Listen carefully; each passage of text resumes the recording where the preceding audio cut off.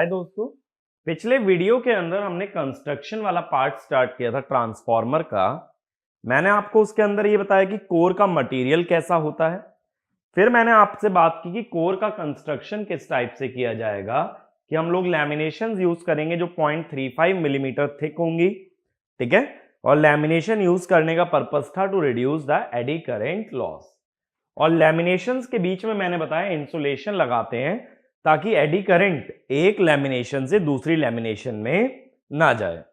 फिर हमने देखा स्टैकिंग फैक्टर होता है जो लैमिनेशन का cross section area upon total cross section area होता है, इसमें लैमिनेशन प्लस इंसुलेशन आ जाता है। इसके बाद हमने कंस्ट्रक्शन ट्रांसफॉर्मर के कोर के दो कैटेगरीज देखे, कोर टाइप और हमारा शेल टाइप। कोर टाइप में हमने ये देखा कि वो high voltage high power application में यूज होता है, वहां टर्न्स दोनों लिंब पे डिवाइडेड होते हैं और लो वोल्टेज वाइंडिंग के बाहर लगाई जाती है हाई वोल्टेज वाइंडिंग।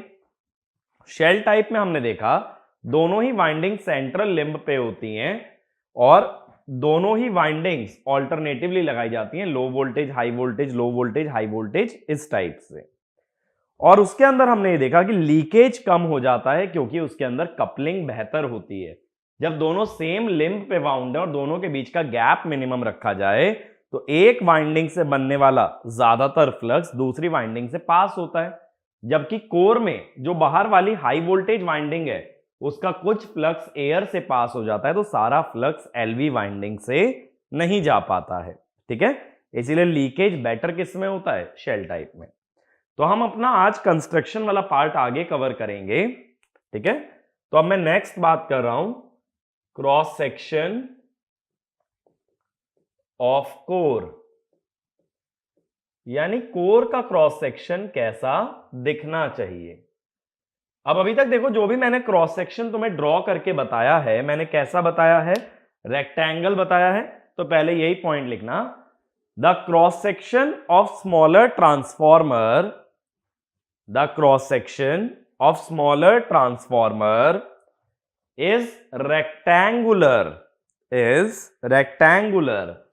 देखो कैसे होता है क्रॉस सेक्शन, अगर देखोगे तो ऐसे एक रेक्टेंगुलर क्रॉस सेक्शन रहेगा जिसमें लैमिनेशंस होंगी और लैमिनेशंस के बीच बीच में इंसुलेशन होगी, ठीक है भाई। अब इसके ऊपर क्या होगा, एक बार ये हमारा बन गया, इसके ऊपर जो है ना इंसुलेशन लगाएंगे। सबसे पहले वाइंडिंग लगाने से पहले इंसुलेशन प्रोवाइड करना जरूरी है,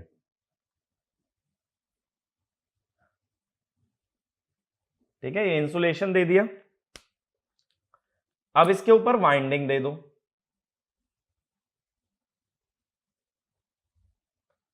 वाइंडिंग देखो सर्कुलर घुमाओगे तो वही चीज मैं दिखा रहा हूं, तो ये एलवी वाइंडिंग हो गई। अब इसके ऊपर फिर से इंसुलेशन दे दो,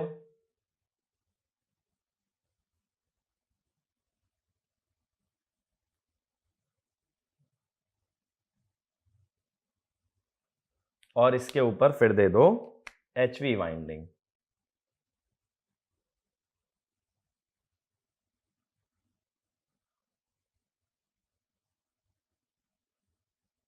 इस टाइप से दिखेगा अगर क्रॉस सेक्शन कट करके देखते हो, ठीक है।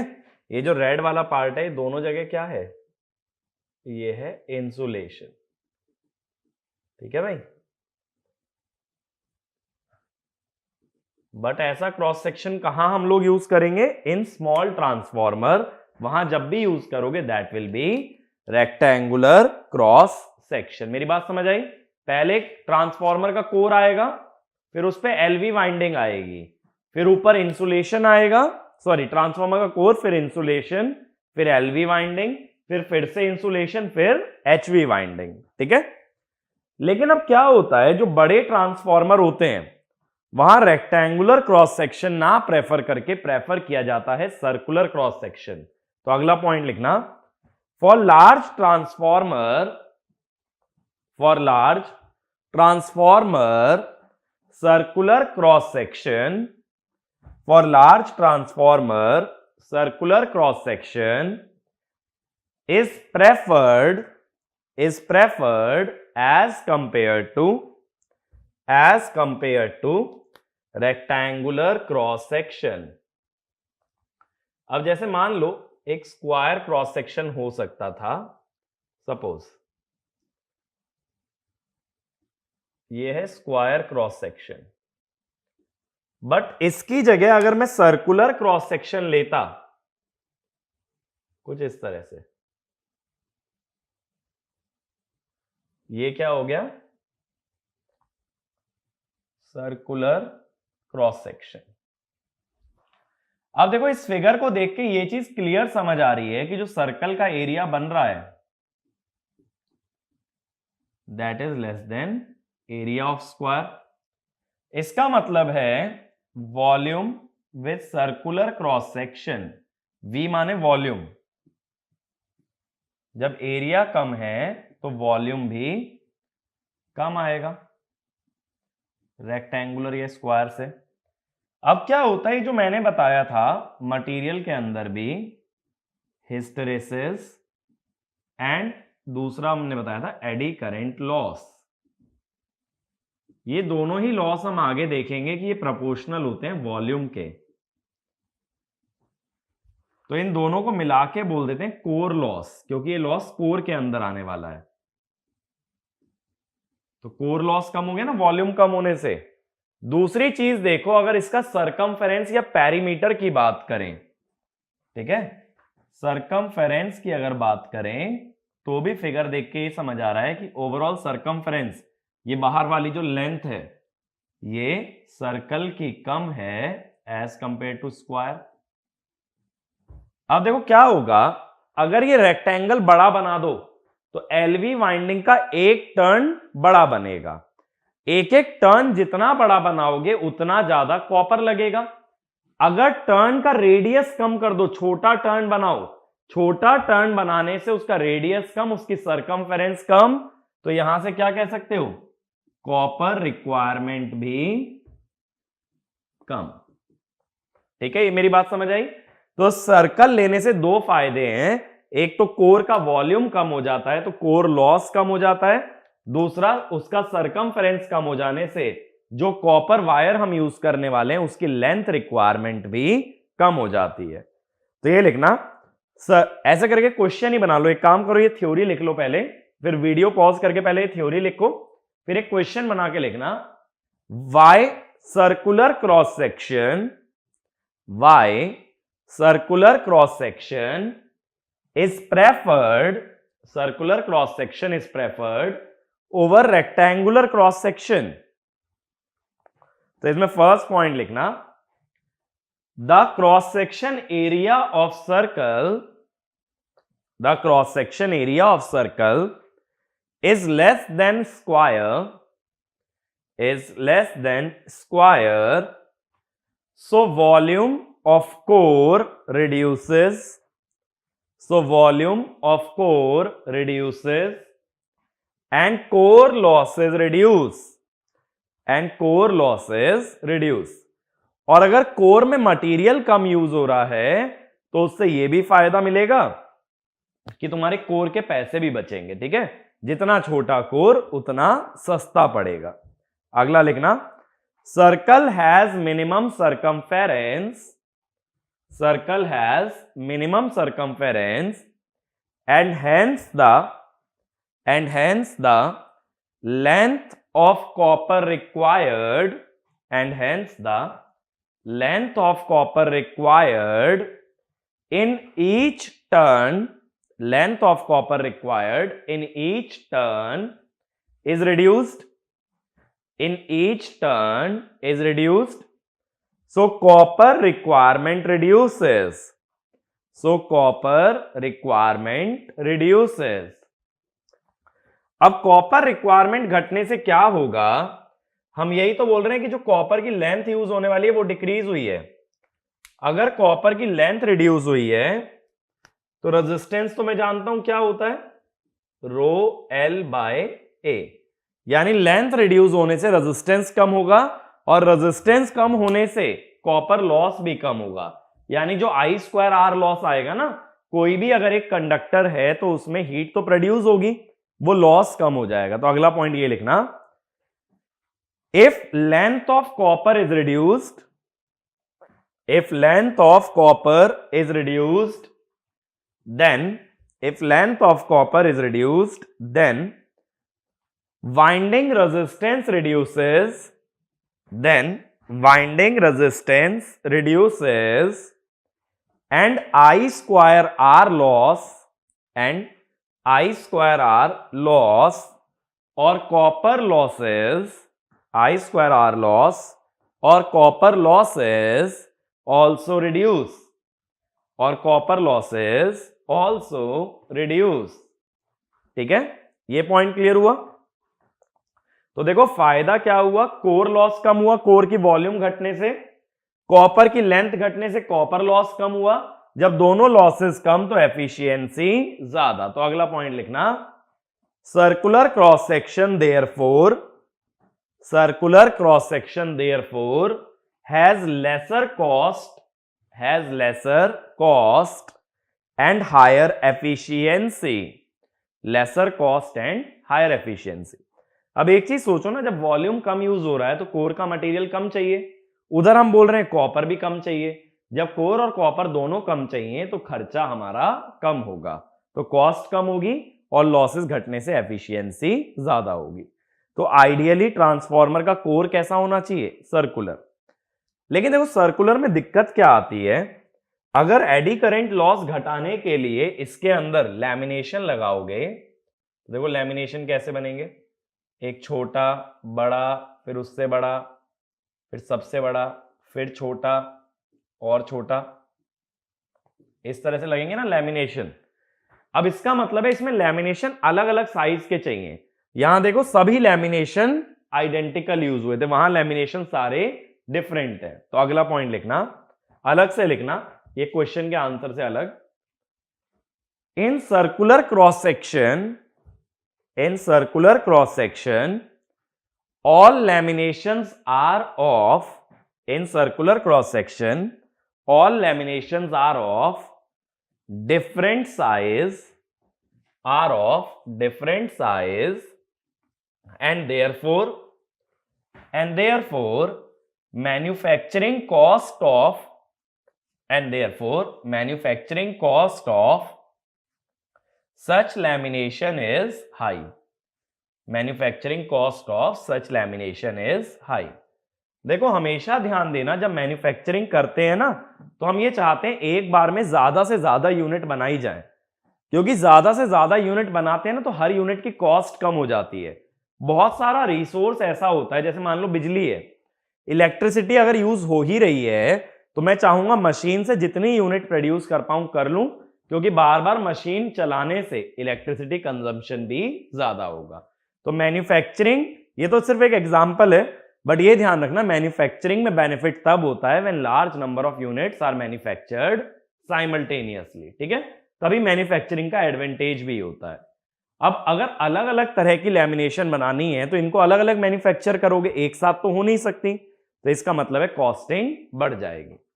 इसका मतलब आइडियली सर्कुलर क्रॉस सेक्शन नहीं बना सकते, बट सर्कल के जितना करीब जा पाओ उतना बेटर है।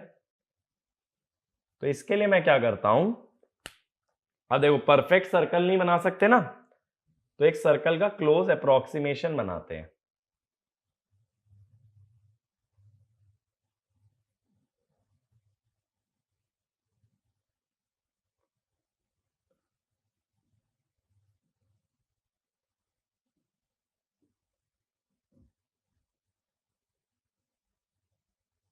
इस टाइप से देखो, सर्कल को ना जितना क्लोज अप्रोक्सीमेट कर पाओ उतना बेटर है। अब ये एक प्लस साइन जैसा हो गया ना, अब ये देखो ये रेक्टेंगल से तो ज्यादा करीब है ना सर्कल के। अब इसमें लैमिनेशन कितनी तरह की लगेंगी, देखो एक, ये भी सेम है, ये भी सेम है, फिर बड़ी लैमिनेशन चाहिए, फिर बड़ी चाहिए, फिर बड़ी। लेकिन ये बड़ी वाली जितनी भी हैं तो सारी एक जैसी, फिर से छोटी। तो यहां देख के बताओ फिगर में कितने साइज की लैमिनेशन यूज हुई है। तो यहां लैमिनेशन 2 साइज की यूज हुई है, लैमिनेशंस ऑफ 2 डिफरेंट साइजेस। वहां तो कई तरह के साइज मिल रहे थे, यहां सिर्फ 2 साइज मिल रहे हैं, और रेक्टेंगल में सिर्फ एक साइज होता है। तो इसीलिए इसकी कॉस्टिंग रेक्टेंगल से तो ज्यादा होगी, बट सर्कल जितनी इम्प्रैक्टिकल भी नहीं होगी। तो इसमें 2 लैमिनेशन यूज हो रही है, इसीलिए इसे बोलते हैं 2 स्टेप्ड कोर। 2 स्टेप हैं इसके अंदर, या इसे बोल देते हैं क्रूसीफॉर्म कोर। ठीक है। अगर 2 से ज्यादा स्टेप यूज करते, देखो जैसे एज एन एग्जांपल ये ड्रॉ कर लेना, वीडियो पॉज करके, फिर मैं आगे की बात कर रहा हूं। मान लो जैसे और ज्यादा स्टेप्स होते, ऐसे होता अगर, फिर ये सर्कल के और करीब आ गया, इधर से भी ऐसे ही ले लो।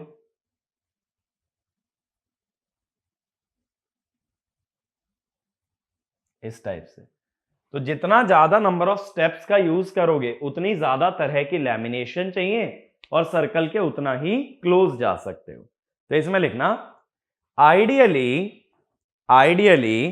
Cross section should be circular, ideally cross section should be circular, but practically it is not feasible, so we approximate a circle by a stepped core, and if 2 steps are used, it is called cruciform core। ठीक है। Next point, if number of steps are increased,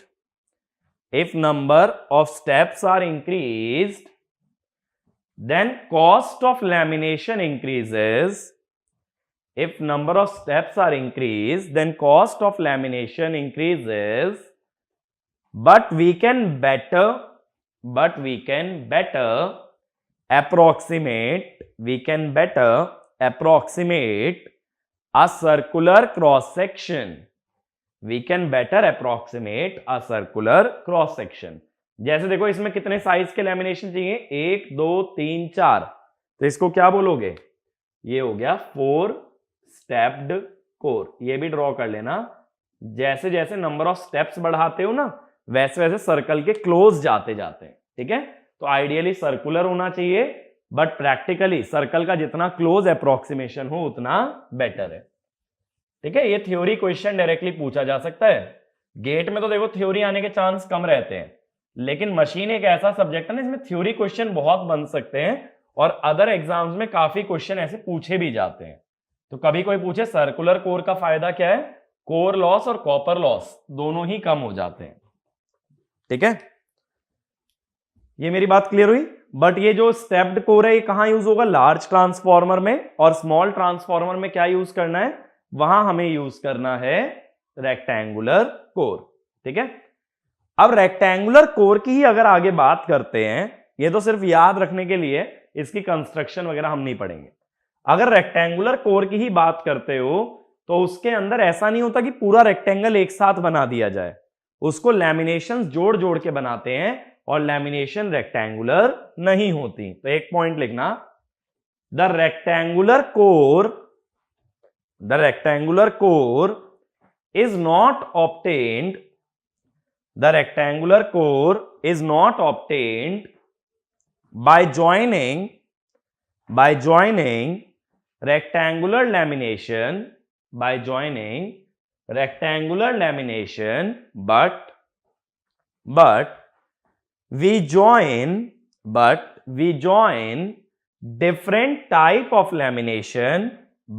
we join different type of lamination, to obtain rectangular cross section, देखो अब कैसे, इसमें एक option होता है हमारे पास एल शेप्ड लैमिनेशन। इसमें जो लैमिनेशन होती है ना उसकी शेप एल होती है। देखो ऐसे, ये एक एल बन गया ना, उल्टा एल हो गया। ये एक लैमिनेशन है लेकिन ये रेक्टेंगल तो नहीं है। इसके ऊपर दूसरी लैमिनेशन रखते हैं, देखो कैसे।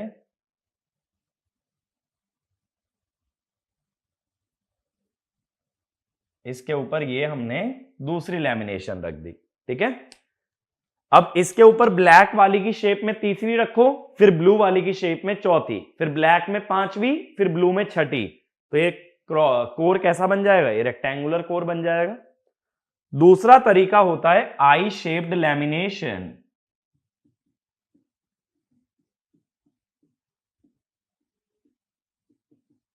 अब ये आई शेप्ड कैसी होती है? देखो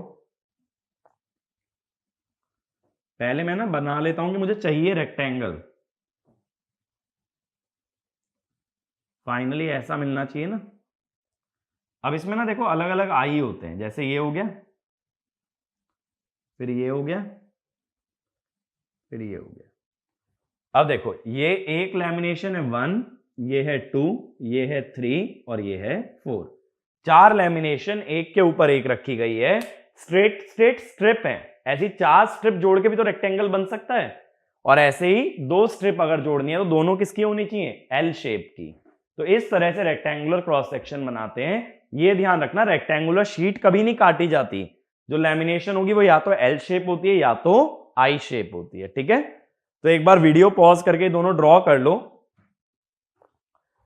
अब आगे कंटिन्यू करते हैं। अब देखो जब ये एल शेप और आई शेप लैमिनेशन यूज करोगे तो इनको जोड़ने से क्या होता है ना, एयर गैप आने लगता है। एयर गैप आने से रिलक्टेंस बढ़ने लगती है।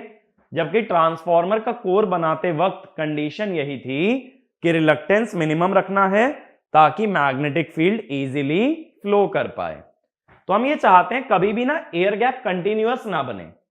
यानी एक बार एयर गैप अगर इधर आ रहा है और इधर आ रहा है तो अगली बार एयर गैप इधर और इधर आए, क्योंकि जहां भी लगातार में आ गया वहां का एयर गैप बहुत ज्यादा हाई हो जाएगा।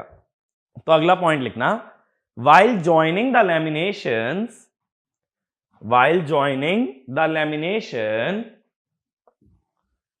air gaps are introduced. While joining the lamination, air gaps are introduced, which increase the reluctance. So we need to make sure the air gap is not continuous. We need to make sure the air gap is not continuous by suitably placing the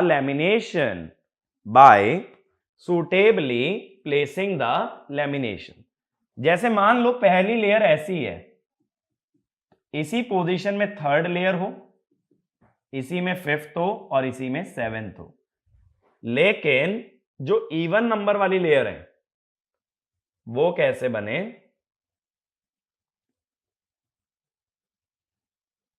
देखो ये बात समझना, odd number वाली मैंने बोल दिया ऐसे हो,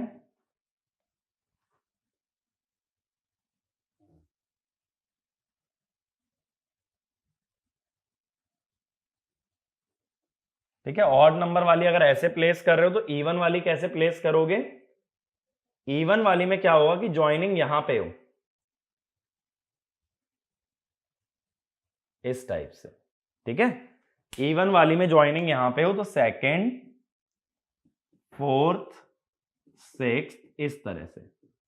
ये मेरी बात क्लियर हुई? हमने किया क्या यहां पे, एक बार जॉइंट्स यहां दिए हैं, देखो एक बार जॉइंट्स मैंने यहां पे दिए हैं और एक बार जॉइंट्स यहां दिए हैं। जहां भी जॉइंट देते हो वहीं पे क्या आएगा?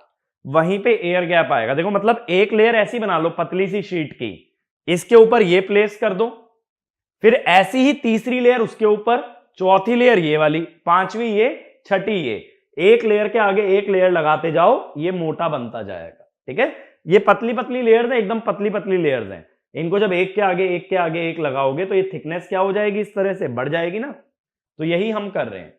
बट सारी जो लेयर्स लग रही हैं, पहली शीट और दूसरी शीट एक जैसी नहीं है। पहली शीट अगर ये है तो दूसरी शीट ये, फिर तीसरी यही वाली, फिर चौथी इस शेप में।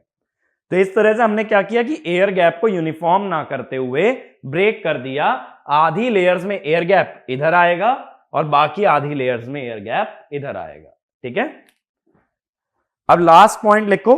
During transformer construction, during transformer construction, first primary and secondary windings, first primary and secondary windings are wound, primary and secondary windings are wound on the insulation, on the insulation, and then core is passed through, and then core is passed through coil opening, core is passed through coil opening। इस बात का मतलब देखो ये, कभी भी ऐसा दिमाग में मत रखना कि पहले कोर बनता है और फिर कॉइल उसके ऊपर बाउंड की जाती है। नहीं, पहले कॉइल बनती है, इंसुलेटर पे बांध दी जाती है, फिर कॉइल का एक सिलेंडर रहेगा, इसके बीच में से हम ऐसे कोर पास करा देते हैं। ठीक है, एक सिलेंडर है पूरा, उसके बीच में से क्या पुश कर दिया, कोर, और इस तरह से हम ट्रांसफॉर्मर कंस्ट्रक्ट करते हैं। देखो ये तो कोर टाइप की बात हुई ना। शेल टाइप में क्या होता है, जैसे लास्ट लेक्चर मैंने कोर और शेल टाइप बताया था। शेल टाइप की जो लैमिनेशन होती है ना, वो ई शेप्ड होती है।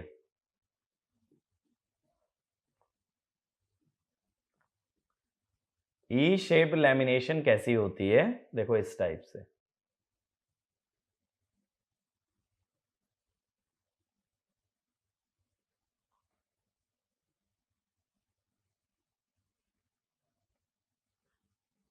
एक तरह से लेटा हुआ ई है ना, इसके ऊपर दूसरी लैमिनेशन ऐसी लग जाती है।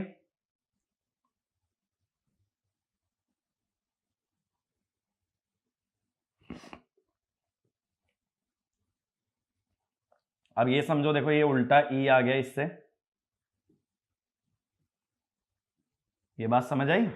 एक ई ऐसे पुश करो ऊपर की तरफ, एक नीचे की तरफ, तो ये बन गया ना शेल टाइप पूरा। तो इसमें ई शेप्ड लैमिनेशन होती है, और कोर टाइप में या तो आई शेप्ड या तो एल शेप्ड। तो ये भी ड्रॉ कर लेना कि शेल टाइप में ई शेप्ड लैमिनेशन का यूज करते हैं। ठीक है, तो ये तो सारी बात हो गई हमारी कोर की। अब देखो एक बार मैं रिवाइंड कर देता हूं कि कोर के बारे में हमने क्या क्या पढ़ लिया। मैंने बोला था ना दो मेन चीजें, एक तो कोर और एक winding.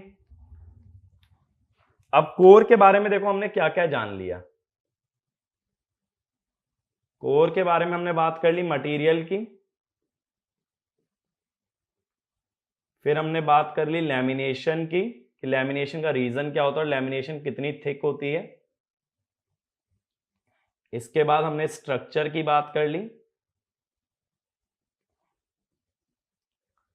Core and shell type. इसके बाद हमने क्रॉस सेक्शन की बात कर ली कोर के।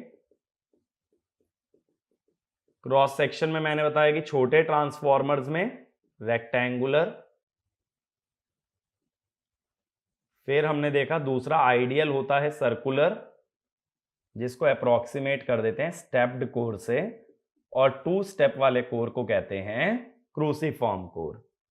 फिर हमने देख लिया शेप ऑफ लैमिनेशन, कि लैमिनेशन किस तरह से प्लेस करके रेक्टेंगुलर कोर बनाया जाता है, चाहे फिर वो कोर टाइप हो या फिर शेल टाइप। तो शेप ऑफ लैमिनेशन में हमने देखा एल शेप्ड, आई शेप्ड और ई शेप्ड।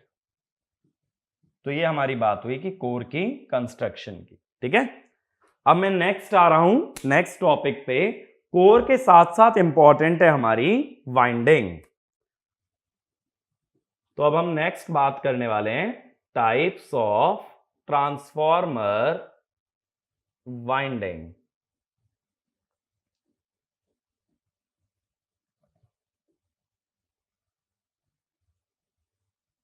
ठीक है, अब इसमें सबसे पहले हम बात कर रहे हैं कोर टाइप ट्रांसफॉर्मर के लिए। कोर टाइप ट्रांसफॉर्मर में हमने देखा था कि कोर टाइप ट्रांसफॉर्मर में एलवी और एचवी वाइंडिंग एक के ऊपर एक वाउंड की जाती है। तो इस तरह के कंस्ट्रक्शन को बोलते हैं कॉन्सेंट्रिक वाइंडिंग। तो इसमें लिखना in core type transformer LV winding in core type transformer LV winding is placed near the core. LV winding is placed near the core and HV winding is wound over LV winding. Such a construction is called concentric winding. Such a construction is called concentric winding. यानी देखो, जैसे मान लो ये core है, ये मान लो ये है अपना कोर। इसके ऊपर पहले एक पतली सी लेयर आएगी इंसुलेशन की, कोर के साथ डायरेक्ट नहीं जोड़ सकते ना, तो ये इंसुलेशन आ गया। अब इसके ऊपर आएगी पहले एलवी वाइंडिंग,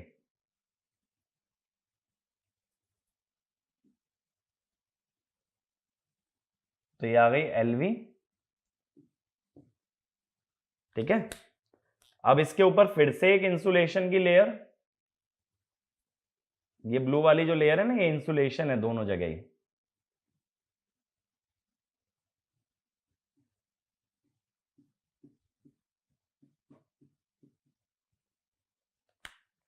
और इसके ऊपर फिर और बड़े रेडियस में एचवी वाइंडिंग। और मैंने बताया था ना, बड़े रेडियस का नुकसान क्या होता है कि ज्यादा कॉपर की जरूरत पड़ती है। इस तरह के कंस्ट्रक्शन को हम बोलते हैं कॉन्सेंट्रिक, क्योंकि ये जो एलवी और एचवी है सिलेंडर की तरह बिहेव कर रहे हैं, और सिलेंडर की तरह बिहेव कर रहे हैं तो इनकी एक्सिस दोनों की सेम है। तो कोर टाइप ट्रांसफॉर्मर में कौन सी वाइंडिंग होती है? Concentric winding. कॉन्सेंट्रिक में नुकसान क्या होता है? जो बाहर वाली वाइंडिंग है ये कोर से काफी दूर हो गई तो इसका लीकेज बढ़ जाता है। तो ये वाला भी पॉइंट लिख लेना। इन concentric winding the outer winding और HV winding is away from the core, so leakage is higher. ठीक है, यानी इसका कुछ ना कुछ फ्लक्स ऐसा होगा जो कोर में ना पहुंच के एयर से ही अपना पाथ कंप्लीट कर ले, वो फ्लक्स होगा लीकेज फ्लक्स। अब क्वेश्चन दिमाग में ये आना चाहिए कि एलवी अंदर और एचवी बाहर क्यों? ऐसा ही क्यों? एचवी अंदर और एलवी बाहर क्यों नहीं? उसका रीजन देखो, मैंने बताया था कि वोल्टेज और इंसुलेशन प्रोपोर्शनल होते हैं। ये बात तो मैंने बताई थी ना, insulation is always proportional to voltage. अब यहां इंसुलेशन की देखो दो लेयर हैं, एक अंदर वाली लेयर है और एक बाहर वाली। अंदर वाली लेयर किस पे डिपेंड कर रही है? अंदर वाली वोल्टेज पे। और ये जो लेयर है ये अंदर और बाहर दोनों वोल्टेज पे डिपेंड कर रही है, क्योंकि दो वोल्टेज के बीच में ना एलवी और एचवी, और ये वाली जो लेयर है ये कोर और एलवी के बीच में, तो ये सिर्फ एलवी पे डिपेंड कर रही है। तो अगर अंदर एचवी रखते तो अंदर की वोल्टेज ज्यादा होती, तो अंदर इंसुलेशन भी ज्यादा लगानी पड़ती। दोनों के बीच में जो इंसुलेशन लगेगी वो तो सेम है, क्योंकि वो दोनों वोल्टेज पे डिपेंड करेगी, बट अंदर जो इंसुलेशन लगेगी वो डिपेंड करेगी अंदर वाली वोल्टेज पे। तो अगर अंदर एचवी लगाओगे तो अंदर की इंसुलेशन बढ़ाना पड़ेगा, उससे कॉस्टिंग भी बढ़ेगी, ओवरऑल डायामीटर भी बढ़ेगा। डायामीटर बढ़ने से कॉपर की रिक्वायरमेंट भी बढ़ती है। तो ये वाला पॉइंट लिखना। If HV winding is placed inside,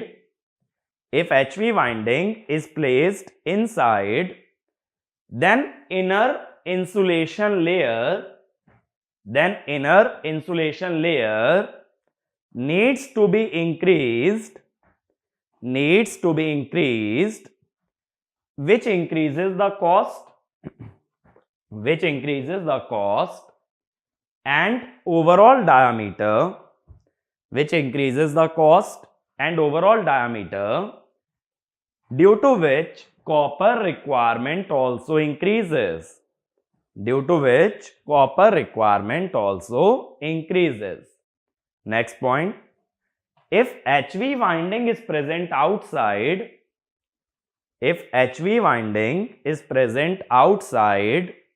then taps can be provided,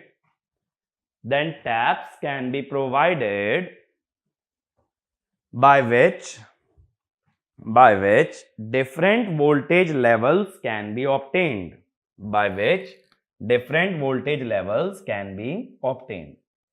देखो ट्रांसफॉर्मर सिंपली ऐसे दिखाते हो ना, अब मान लो ये एलवी वाइंडिंग है, एचवी में ज्यादा नंबर ऑफ टर्न्स होंगे।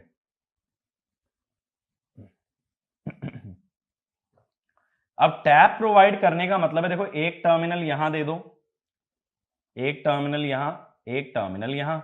सपोज यहां पे हैं 10 टर्न, यहां 25, 25, 25, 25। अब तुम्हारी मर्जी है सेकेंडरी साइड या एचवी साइड कितने टर्न्स लेने हैं। 25 ले सकते हो, 25, 25, 50 ले सकते हो, 75 भी ले सकते हो, 100 भी ले सकते हो। तो अगर तुम एचवी साइड के नंबर ऑफ टर्न्स को चेंज कर सकते हो तो तुम वोल्टेजेस भी चेंज कर सकते हो। ठीक है, तो इसको हम लोग बोलते हैं टैप्स। ये क्या है, टैप्स है। तो टैप वहीं प्रोवाइड किए जाते हैं जहां नंबर ऑफ टर्न्स ज्यादा होते हैं, क्योंकि वहीं पे वोल्टेज का वेरिएशन ज्यादा देखा जा सकता है। ठीक है, तो taps are always provided on HV side.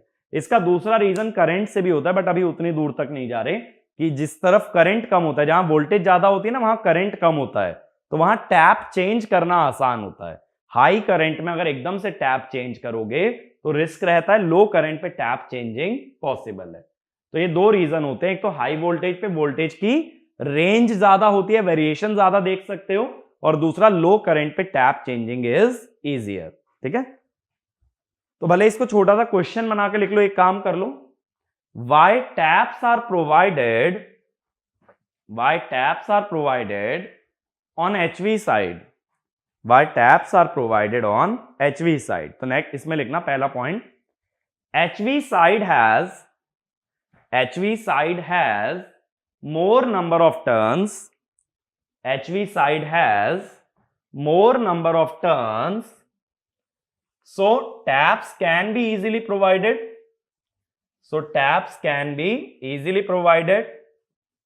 Next point, HV side has lesser current, so tap changing is easier under running condition, और इस वाइंडिंग का नाम लिख लेना सभी लोग, कॉन्सेंट्रिक वाइंडिंग। ठीक है, अब देखो ज्यादातर जो वाइंडिंग होती है ना, इसको भी हम अलग अलग कैटेगरी में डिवाइड करते हैं। कॉन्सेंट्रिक तो जनरल है, एक होती है हेलिकल वाइंडिंग। अब ये हेलिकल वाइंडिंग क्या होती है, देखो जो स्टैंडर्ड तुम वाइंडिंग बनाते हो ना, वो हेलिकल ही होती है। हेलिक्स क्या होता है कि सर्कुलर मोशन भी हो और एक्सियल मोशन भी हो। तो ये जो हम वाइंडिंग जनरली दिखा देते हैं ट्रांसफॉर्मर के अंदर, इस टाइप से, देखो इस टाइप से दिखाते हैं ना, तो इसे कहते हैं हेलिकल। हेलिकल क्यों? क्योंकि ये एक्सिस के अलोंग भी नीचे आ रही है और ये सर्कुलर घूम भी रही है। तो हेलिक्स में दो तरह के मूवमेंट होते हैं, सर्कुलर मूवमेंट और एक्सियल मूवमेंट।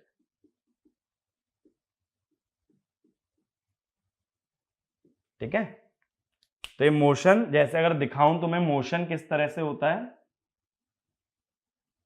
इस टाइप से, तो इसे हेलिक्स कहते हैं। इसी तरह की तो ये वाइंडिंग है, तो इसीलिए इसे क्या बोलोगे, हेलिकल वाइंडिंग। ये कहां यूज होती है? ये जनरली स्मॉल ट्रांसफॉर्मर्स के अंदर या small and low power transformers में हेलिकल वाइंडिंग का यूज किया जाता है। ठीक है, प्लेस तो कॉन्सेंट्रिक ही करोगे कोर टाइप में, लेकिन एक एक वाइंडिंग किस तरह की बनी है उसके बारे में मैं बात कर रहा हूं कि ये एलवी और एचवी दिखने में कैसे होते हैं। तो एक हो गया हेलिकल, ठीक है। ऐसे ही दूसरी कैटेगरी होती है इसके अंदर, दूसरी कैटेगरी बनती है second, cross over winding.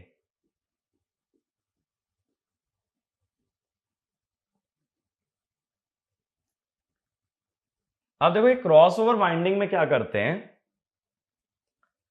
Paper covered wire लेते हैं। पेपर जो है ना ये इंसुलेटर का काम करता है, ठीक है। हम ये चाहते हैं एक ही वायर के दो टर्न्स टच में ना आए, क्योंकि अगर वो टच में आ गए ना तो दो टर्न्स का कोई मतलब रह नहीं गया, फिर तो एक मोटी वायर ले लेते, बात तो एक ही है। तो टर्न्स को अगर टच में नहीं लाने देना तो किसका यूज करोगे, इंसुलेटर, और वो कौन सा लिया जाता है, पेपर। अब देखो इसके अंदर क्या करते हैं, इस तरह का ना एक सिलेंडर बना लेते हैं, अलग अलग टर्न से ऐसे करके। मान लो 5-10 टर्न का तुमने एक सिलेंडर बना लिया, ये ऐसे यहां खत्म हुआ और ये यहां से शुरू हुआ था, ऐसे एक सिलेंडर बनाया। इससे कम रेडियस का एक सिलेंडर और ले लो, देखो छोटा सिलेंडर थोड़ा सा,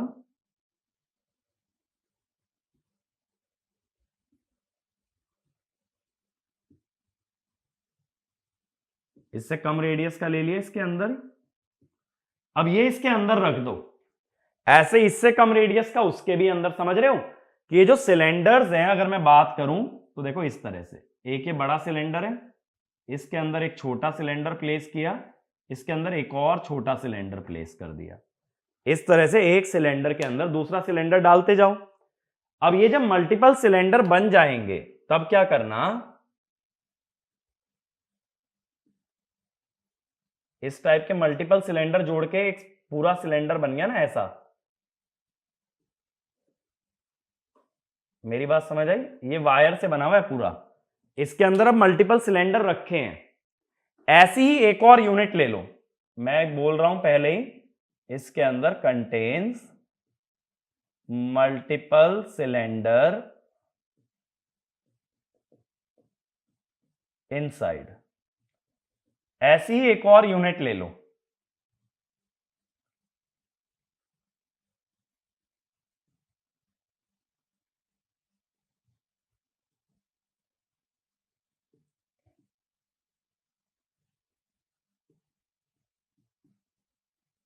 ये ले ली। अब इन दोनों को जोड़ दो और यहां से तीसरी जोड़ दो, तो ये बीच बीच में जो स्पेस है ना, ये स्पेस रह जाती है कूलिंग के लिए। और ऐसे हम लोग कई वाइंडिंग्स को जोड़ते जाते हैं, ठीक है। तो इसको हम लोग बोलते हैं क्रॉसओवर वाइंडिंग, और ये हाई वोल्टेज एप्लीकेशन में यूज की जाती है। क्लियर हुआ डायग्राम किस तरह से है कि छोटे ट्रांसफॉर्मर में जब हाई वोल्टेज चाहिए होती है ना, तब हम क्रॉसओवर वाइंडिंग का यूज करते हैं, कि ऐसे एक सिलेंडर बनाया वायर का, इसके अंदर एक छोटा सिलेंडर जोड़ा, उसके अंदर और छोटा, इस तरह से एक वायर का ना गट्ठा बन जाएगा, वायर की गड्डी सी बन जाएगी। अच्छा वैसे ये देखा है, ये जो टीवी पे केबल वगैरह की एड आती है कि अलग अलग कंपनीज की केबल आ रही है, वो कैसे दिखाते हैं, उसका राउंड पूरा दिखाते हैं ना, एक सिलेंडर, एक हॉलो सिलेंडर की तरह, ऐसे ही ये बन जाएगा। ये जगह खाली है, यहां देखो, यहां है सिलेंडर 1, इसके बाहर सपोज सिलेंडर 2, ये एम्प्टी है, ऐसा कुछ स्ट्रक्चर बन जाएगा। और ऐसे ही स्ट्रक्चर एक के नीचे एक लगाते जाओगे तो बन जाती है क्रॉसओवर टाइप ऑफ वाइंडिंग।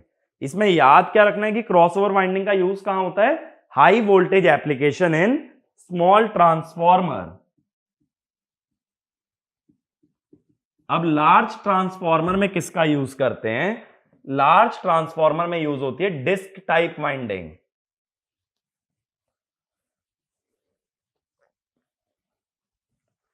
अब देखो ये डिस्क टाइप वाइंडिंग कैसी होती है,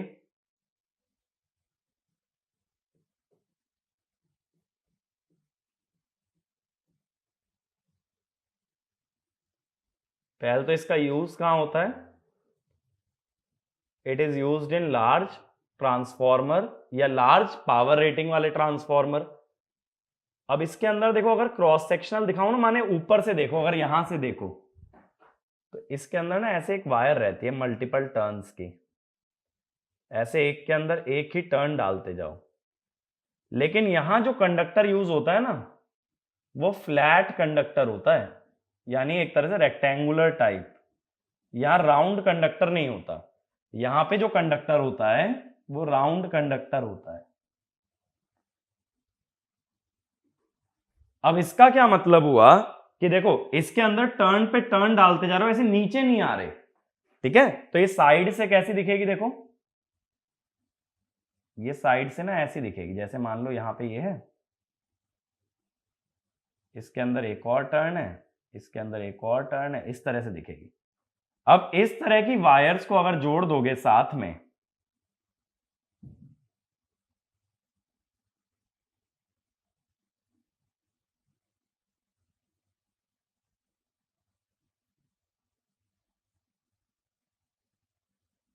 इस तरह से, तो इसको बोल देते हैं डिस्क टाइप वाइंडिंग, ठीक है। ऐसे रहेगा हिसाब।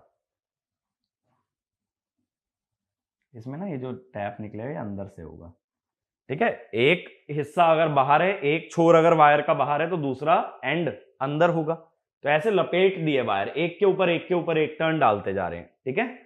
तो ये हो जाती है डिस्क टाइप वाइंडिंग। तो ये तीनों ही कोर टाइप ट्रांसफॉर्मर के अंदर यूज कर सकते हो एलवी और एचवी बनाने के लिए। एलवी भी ऐसी हो सकती है, एचवी भी ऐसी हो सकती है, बट जब एक के बाहर एक रख देते हैं तो कहते हैं कॉन्सेंट्रिक। यानी कॉन्सेंट्रिक जो वाइंडिंग है वो हेलिकल, डिस्क या क्रॉसओवर, इनमें से किसी से ही बनी है। हेलिकल सॉरी, जो तुम्हारी कॉन्सेंट्रिक वाइंडिंग है। अब दूसरा कंस्ट्रक्शन होता है अपना शेल टाइप ट्रांसफॉर्मर, ठीक है। दूसरा होता है अपना शेल टाइप ट्रांसफॉर्मर। ये ना वाइंडिंग के एप्लीकेशन याद रखना, ये थ्योरी क्वेश्चन की तरह पूछ लेते हैं। अब शेल टाइप में हमने क्या देखा था, सेंट्रल लिंब पे दोनों ही तरह की वाइंडिंग आई थी। सेंट्रल लिंब पे पहले मैंने दिखाया था ऐसे पतला सा एलवी वाइंडिंग, फिर आया था ज्यादा नंबर ऑफ टर्न्स एचवी के, फिर कम नंबर ऑफ टर्न्स फिर से एलवी के, फिर ज्यादा नंबर ऑफ टर्न्स एचवी के, फिर कम नंबर ऑफ टर्न्स फिर से एलवी के। तो यहां देखो, अगर एचवी वाइंडिंग देखोगे वो एलवी के दो हिस्सों के बीच में दबी हुई है, इसीलिए यहां पे लिखना in shell type transformer, in shell type transformer each part of HV winding, in shell type transformer each part of HV winding is sandwiched, each part of HV winding is sandwiched between two parts of LV winding, between two parts of LV winding, and hence it is called as, and hence it is called as sandwich winding. It is called as sandwich winding, ठीक है। इसको sandwich type of winding बोला जाता है, जहां पे कि HV को सैंडविच कर दिया गया है एलवी के बीच में। अगला पॉइंट लिखना, the direction of flux, the direction of flux of the two coils, the direction of flux of the two coils should be opposite to each other, should be opposite to each other according to Lenz's law, should be opposite to each other according to Lenz's law, and hence both carry current, and hence both carry current in opposite direction, both carry current in opposite direction। देखो, जैसे मान लो ये LV में ऐसा है dot cross, तो left से बाहर आ रहा है और राइट से अंदर जा रहा है करंट, तो इसका फ्लक्स कैसे बनेगा? अपवर्ड्स। ये हो गया फाई एलवी। एचवी का फ्लक्स उल्टा होना चाहिए, दोनों फ्लक्स अपोज करेंगे, तो अब फ्लक्स डाउनवर्ड्स आने के लिए कैसे जाना चाहिए भाई करंट? फ्लक्स डाउनवर्ड्स है तो लेफ्ट से अंदर और राइट से बाहर, लेफ्ट से करंट अंदर और राइट से बाहर। देखो करंट उल्टे हो गए ना, इसका डॉट क्रॉस है तो इसका क्रॉस डॉट। तो जब दोनों वाइंडिंग जब एक ही लिंब पे बनाई जाती हैं तो दोनों के करंट अपोजिट डायरेक्शन में आते हैं, तभी दोनों के फ्लक्स अपोजिंग होते हैं। ये बात क्लियर है? तो देखो ट्रांसफॉर्मर चाहे कोर टाइप हो चाहे shell type, flux primary secondary या एलवी एचवी का हमेशा अपोजिट होगा लेंज लॉ के हिसाब से।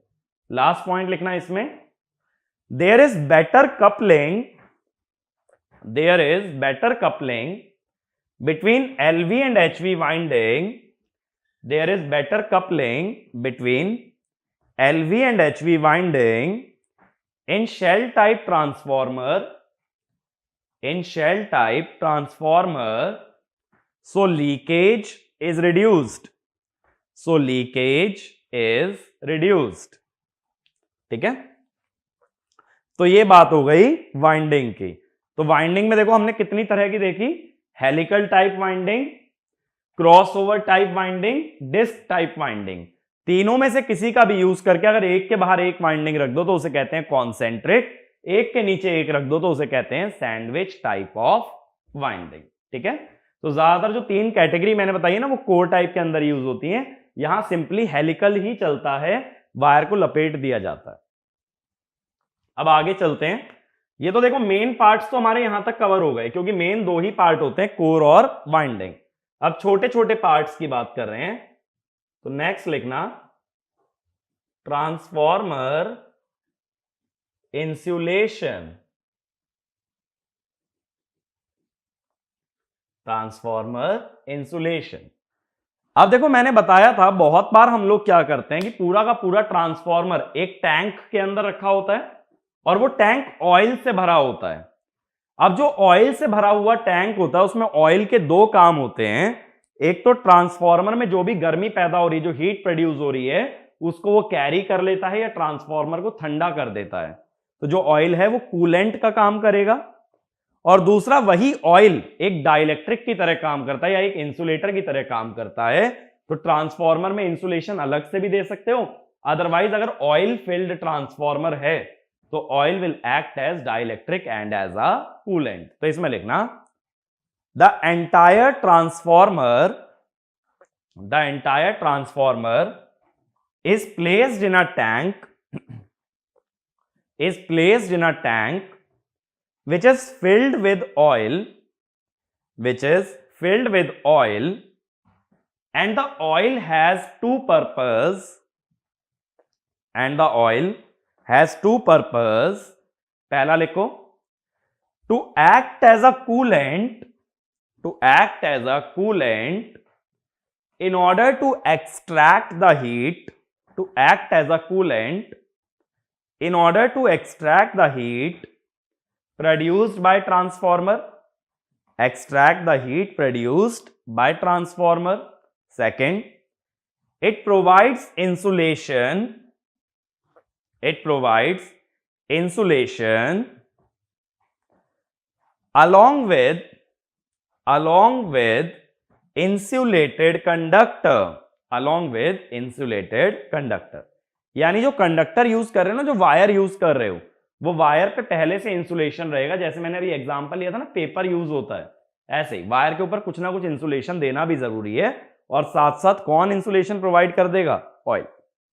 ठीक है, तो इस पे डायरेक्ट क्वेश्चन ये आता है कि ऑयल का पर्पस क्या है, कूलेंट और इंसुलेशन, बस इतना याद रखना है। अगला पार्ट लिखना, अगला कंपोनेंट बुशिंग, बुशिंग। अब देखो ये बुशिंग क्या होता है ना, ये एक इंसुलेटर होता है।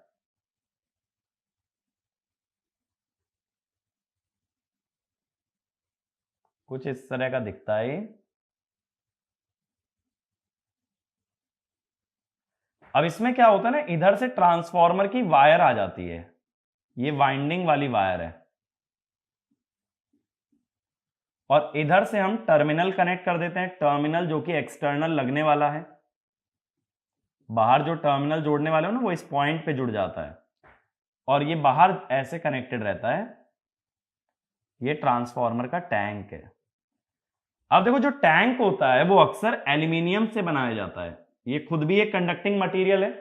तो मैं ये चाहता हूं जो वाइंडिंग की वायर है वो टैंक से ना जुड़े, तो वाइंडिंग की वायर को टैंक से जुड़ने से रोकने के लिए बीच में एक इंसुलेशन देना पड़ता है, और उस इंसुलेशन को कहते हैं बुशिंग। मेरी बात क्लियर हुई? ठीक है। अगर इस पे थोड़ा सा भी गूगल सर्च भी करोगे ना, इसकी बहुत क्लियर इमेजेस तुम्हें दिखेंगी कि बुशिंग होता कैसे। ये तो बस मैंने एक रफ फिगर बनाया है, तो इसमें लिखना bushing is used to prevent, bushing is used to prevent connection of transformer wire, bushing is used to prevent connection of transformer wire to the transformer tank, to the transformer tank, otherwise the current carried by the winding, otherwise the current carried by the winding will flow through the tank, will flow through the tank and will not enter transmission line, will not enter transmission line। मैं चाहता हूं transformer जो current deliver कर रहा है ना वो wires में जाए, और अगर उसे पहले ही टैंक से एक रास्ता मिल जाएगा तो वो वायर तक नहीं पहुंचेगा। तो इसीलिए हम किसका यूज करते हैं? बुशिंग का। अब अगला पॉइंट लिखो बुशिंग में ही, for transformers above 36 kV, for transformers above 36 kV, bushing is either oil filled or capacitor type, oil filled or capacitor type। Next point, in oil filled bushing, there is a conducting part, in form of a cylinder,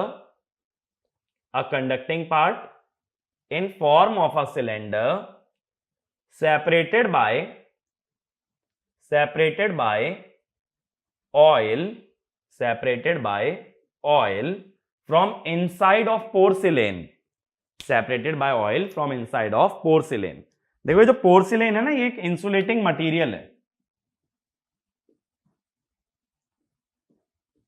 तो जो तुम wire जोड़ने वाले हो ना transformer की, वो तो इस कंडक्टिंग पार्ट से जुड़ेगी, फिर आ जाएगा ऑयल और फिर आ जाएगा इंसुलेटर। तो ऑयल फील्ड इसे बोला जाता है।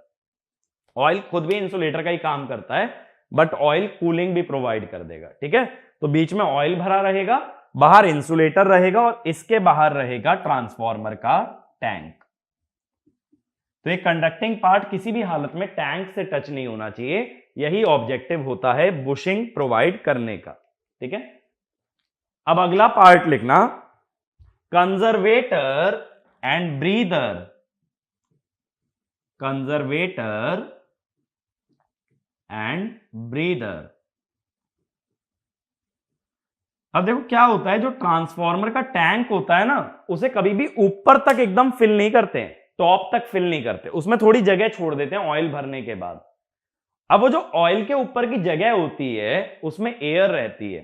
ठीक है, और एक वेंट पाइप होता है, एक पाइप होता है जो एयर एक्सट्रैक्ट या एयर खींचने के काम में आ सकता है।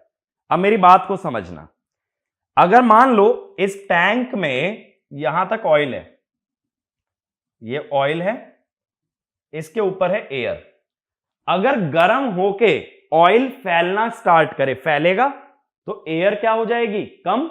एयर कम कैसे हो सकती है? जो एयर है वो ट्रांसफॉर्मर के बाहर निकल जाए। बाहर कहां से निकलेगी? पाइप से। तो हमें ऐसा लगेगा ट्रांसफॉर्मर ने सांस छोड़ी है बाहर की तरफ। अगर ट्रांसफॉर्मर एयर को छोड़ रहा है तो it is like breathing out. Oil ठंडा होने पे नीचे आया तो एयर बढ़नी चाहिए। एयर बढ़ेगी कैसे? जब ये बाहर से खींचेगा तो हमें लगेगा सांस अंदर खींच रहा है। तो इसको बोलते हैं ट्रांसफॉर्मर की ब्रीथिंग। और ब्रीदर जो होता है वो क्या होता है? एक पाइप होता है। लेकिन अब इसमें एक रिस्क है कि जब हवा बाहर से अंदर आएगी तो मॉइस्चर ना ले आए। उस मॉइस्चर को बचाने के लिए बीच में लगाया जाता है एक silica gel.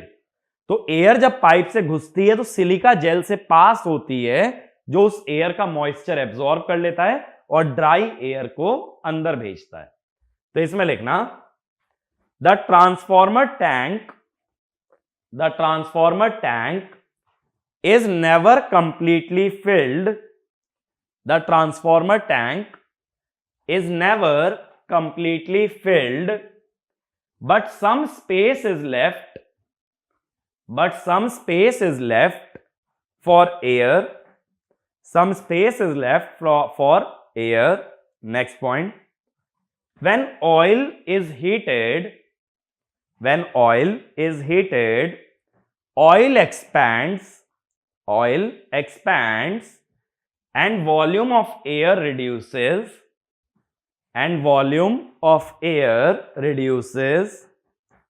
due to which air must be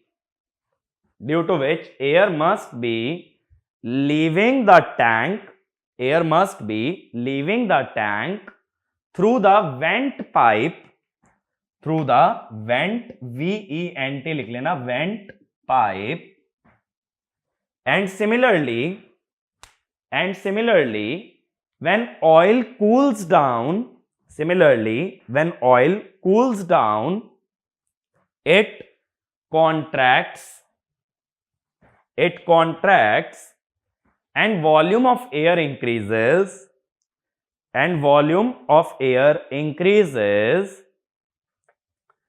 which happens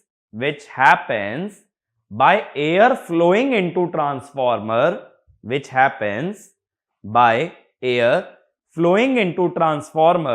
through vent pipe. Next point. The air coming into the transformer should not contain moisture, otherwise dielectric strength of oil reduces, so silica gel is placed in vent pipe, which absorbs moisture from incoming air, ठीक है। Next point, the pushing out and suction of air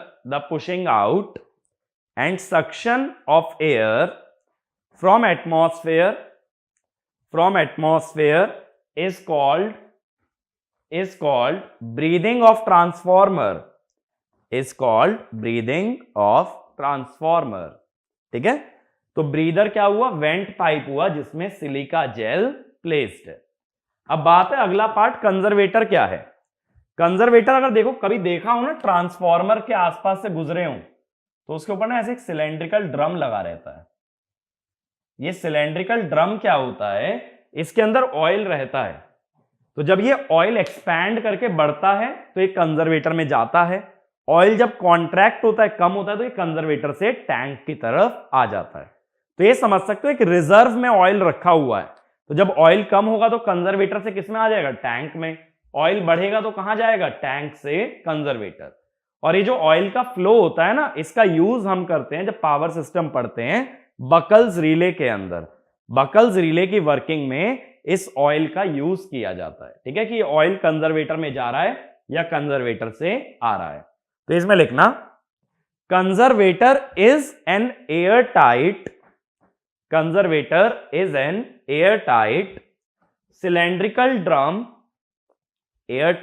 cylindrical drum which is partially filled with oil and prevents oil from coming in contact oil from coming in contact with the air. Next point, when oil rapidly expands due to fault, it rushes towards conservator. And when it contracts, it comes back from conservator to the